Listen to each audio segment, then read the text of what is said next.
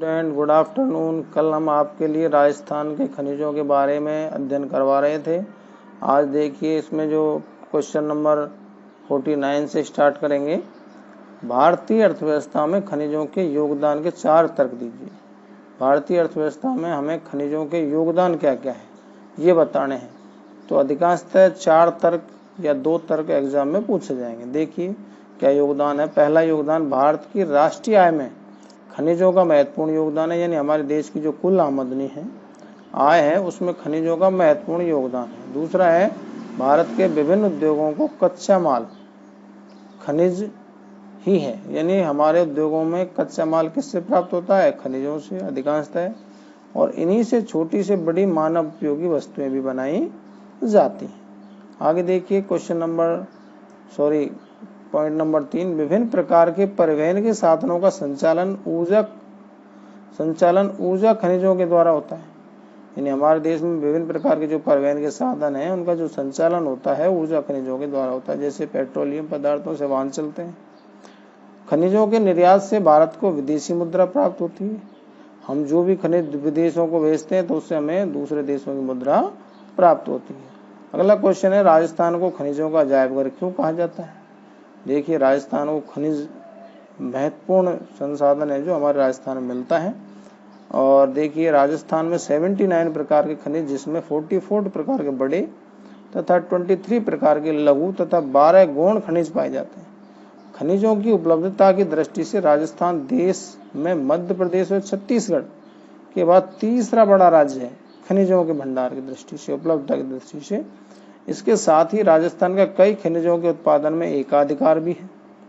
यानी कई खनिज हमारे राजस्थान में ऐसे हैं जिनमें हमारे राजस्थान का एकाधिकार है, यानी केवल राजस्थान में मिलते हैं। यहाँ देश के लगभग 22% खनिज उपलब्ध हैं, इसलिए राजस्थान को खनिजों का अजायबघर कहा जाता है। तो ये हमारा लेसन नंबर 10 यहाँ समाप्त होता है। आगे हम आपके लिए राज्य राजधानियों के बारे में बता देते हैं। देखिए जो कि आपके लिए मानचित्र में बहुत ही महत्वपूर्ण है, आपको ये याद भी करनी है। और हम अगले जो वीडियो बनाएंगे, अगली जो क्लास होगी, उसमें आपको हम मानचित्र बताएंगे, या इसी वीडियो में आपको हम समय रहा तो बताएंगे। देखिए राज्यों की बात करें, राज्य हमारे जो 28 राज्य हैं वर्तमान में, जम्मू कश्मीर को केंद्र शासित प्रदेश में शामिल कर दिया गया है। विभाजित करके 2 केंद्र शासित बना दिए गए हैं, एक तो जम्मू कश्मीर और एक लद्दाख। देखिए इधर आगे बात करते हैं। देखिए राज्यों के नामों की बात करें, उनकी राजधानियां, हिमाचल प्रदेश उसकी राजधानी शिमला, उत्तराखंड की राजधानी देहरादून, उत्तर प्रदेश की राजधानी लखनऊ, बिहार की राजधानी पटना, सिक्किम की राजधानी गंगटोक, पश्चिम बंगाल राज्य की राजधानी कोलकाता, असम की राजधानी दिसपुर, मेघालय की राजधानी शिलांग, अरुणाचल राजधानी ईटानगर, नागालैंड की राजधानी कोहिमा, मणिपुर की है इम्फाल, मिजोरम की है आइजोल, त्रिपुरा की है अगरतला, झारखंड की है रांची, ओडिशा की है भुवनेश्वर, छत्तीसगढ़ की है रायपुर, मध्य प्रदेश की है भोपाल, आंध्र प्रदेश की है अमरावती, तेलंगाना की है हैदराबाद, तमिलनाडु की है चेन्नई, केरल की है तिरुवनंतपुरम, कर्नाटक की है बेंगलुरु, गोवा की है पणजी, महाराष्ट्र की है मुंबई, गुजरात की है गांधीनगर, राजस्थान की राजधानी जयपुर, और हरियाणा राज्य की राजधानी चंडीगढ़, और पंजाब की चंडीगढ़। यानी हरियाणा और पंजाब, ये क्वेश्चन कभी आपसे कोई पूछ ले तो कौन से 2 राज्यों की राजधानी एक ही है, तो वो है हरियाणा और पंजाब। कौन सी है? चंडीगढ़। दोनों राज्यों की एक ही राजधानी, जबकि चंडीगढ़ जो शहर है वो पंजाब राज्य में आता है। ये भी आपको विशेष ध्यान रखना, मानचित्र में हम बताएंगे आपके लिए। आगे देखिए इसमें हम केंद्र शासित प्रदेशों के बारे में बात करते हैं। हमारे केंद्र शासित प्रदेशों की संख्या कितनी है? 9 है। कितनी है? 9। देखिए जम्मू कश्मीर पहला केंद्र शासित, जिसकी जम्मू है और राजधानी श्रीनगर भी है। 6 महीने जम्मू रहती है, 6 महीने श्रीनगर, क्योंकि वहाँ बर्फ अधिक पड़ती है सर्दियों में, इसलिए सर्दियों में राजधानी को जम्मू 6 महीने रखा जाता है और गर्मियों में वापस श्रीनगर, क्योंकि सर्दियों में श्रीनगर में बर्फ अधिक पड़ती है। हमारा जो दूसरा केंद्र शासित प्रदेश जम्मू कश्मीर को 2 भागों में विभाजित करके किया गया था, लद्दाख, जिसमें 2 जिले हैं, लद्दाख और कारगिल। राजधानी इसकी लेह है।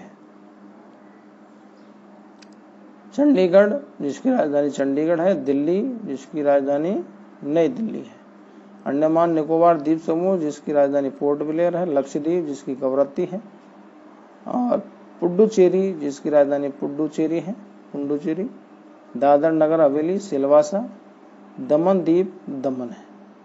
इसमें मैं अभी आपको बता रहा था लद्दाख में केंद्र शासित जो प्रदेश में 2 जिले हैं, वो मैंने आपको लद्दाख बताया, कारगिल और लेह 2 हैं।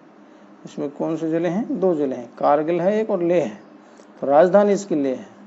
आगे हम मानचित्र में आपको बता देते हैं, देखिए राज्यों के बारे में मानचित्र है, देखिए ध्यान से इसमें देखेंगे आप, राज्यों के और राजधानियों के बारे में देखेंगे। देखिए आपको मैं बताता हूँ, सबसे पहले हम बात करते हैं, आपको देखो पुराने जो मानचित्र है उसमें ये लद्दाख और जम्मू कश्मीर का विभाजित नहीं कर सका है, तो यहाँ से देखो ये मानचित्र मुड़ रहा है हल्का सा यहाँ से, और ये बिल्कुल बीच सेंटर में इसको मिलाएंगे, तो ये है जम्मू कश्मीर राज्य और ये है लद्दाख। इसमें अगला जो राज्य है ये केंद्र शासित प्रदेश है, अब दोनों और क्या है, अब केंद्र शासित प्रदेश, ये ध्यान से भरेंगे, इसमें लद्दाख भरेंगे और इसमें जम्मू कश्मीर, तो दोनों ही क्या है, अब ये केंद्र शासित प्रदेश हैं। आगे देखिए इसमें है हिमाचल प्रदेश, ये जो राज्य है राइट में फर्स्ट में, इसके नीचे ही जस्ट हम आगे चलेंगे तो उत्तराखंड है। इसके देखिए हिमाचल प्रदेश के जस्ट इधर बगल में पंजाब राज्य है, और यहाँ देखिए हरियाणा राज्य है, और ये देखो केंद्र शासित प्रदेश है दिल्ली, इधर केंद्र शासित प्रदेश पंजाब में है, देखिए मैंने आपको बताया था चंडीगढ़ जो पंजाब हरियाणा की राजधानी भी है, ये केंद्र शासित प्रदेश है। आगे देखिए राजस्थान, ये राजस्थान राज्य है।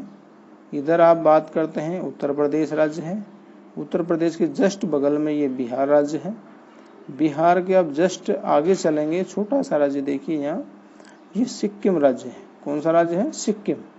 सिक्किम राज्य के बाद देखिए यहाँ ये छोटा सा ऊपर से पतला है, नीचे से देखो थोड़ा बड़ा है, ये पश्चिम बंगाल है।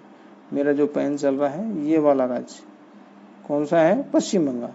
इसके आगे हम चलते हैं, यहाँ देखो बांग्लादेश है ये पूरा, इस बांग्लादेश के ऊपर ये छोटा सा जो राज्य है मेघालय है, और इसके बगल में ये जो राज्य है पूरा यहाँ तक ये असम राज्य है, और ऊपर ये बिल्कुल उत्तर पूर्व में ये राज्य अरुणाचल प्रदेश है, और इसके जस्ट नीचे यहाँ ये छोटे छोटे 3 राज्य हैं लगातार, इसमें सबसे ऊपर है नागालैंड, इसके नीचे है मणिपुर, और इसके नीचे है मिजोरम, और ये छोटा सा राज्य यहाँ देखो त्रिपुरा है।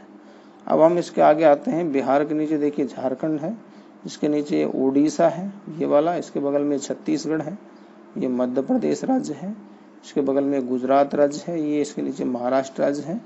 आगे बात करते हैं, देखिए महाराष्ट्र के बाद में यहाँ एक छोटा सा राज्य है छत्तीसगढ़, और महाराष्ट्र के बाद तेलंगाना है।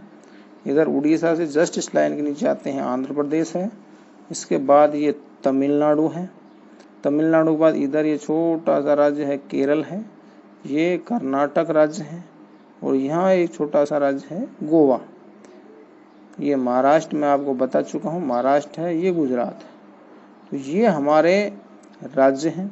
केंद्र शासित प्रदेशों में भी रहे हैं, देखिए ये अंडमान निकोबार के द्वीप समूह हैं, अंडमान निकोबार ये हमारे केंद्र शासित प्रदेश है। यहाँ देखिए चेन्नई की जो ये बिंदी है तमिलनाडु से नीचे 2 बिंदियां हैं छोटी छोटी, आप ध्यान से देखेंगे मानचित्र में, देखिए दिखाई दे रहा होगा, तो ये पुडुचेरी की 3 बस्तियां हैं। पुडुचेरी खुद है, पुडुचेरी जिसका नाम है, इसमें कैरिकल या कारिकल है, ये भी पुडुचेरी की बस्ती है, पुडुचेरी में आती है। एक केरल में है माहे, देखिए इस लाइन से थोड़ा सा हटके यहाँ पे है माहे, ये भी पुडुचेरी का भाग है। तो पुडुचेरी केंद्र शासित में 3 बस्तियां हैं, जो माहे पुडुचेरी केरल में है, ये चेन्नई से थोड़ा सा नीचे पुडुचेरी, इसके नीचे छोटा सा यहाँ देखिए ये छोटा सा बॉक्स है, ये कैरिकल का है। आगे इधर ये छोटे छोटे से द्वीप आपको दिखाई दे रहे होंगे, ये लक्षद्वीप है। और आगे हम बात करते हैं फिर आगे दमन द्वीप की, देखिए यहाँ गुजरात का ये जो मुड़ाव है ये वाला, इसके नीचे आपको छोटा सा बॉक्स दिख रहा है, ये द्वीप है।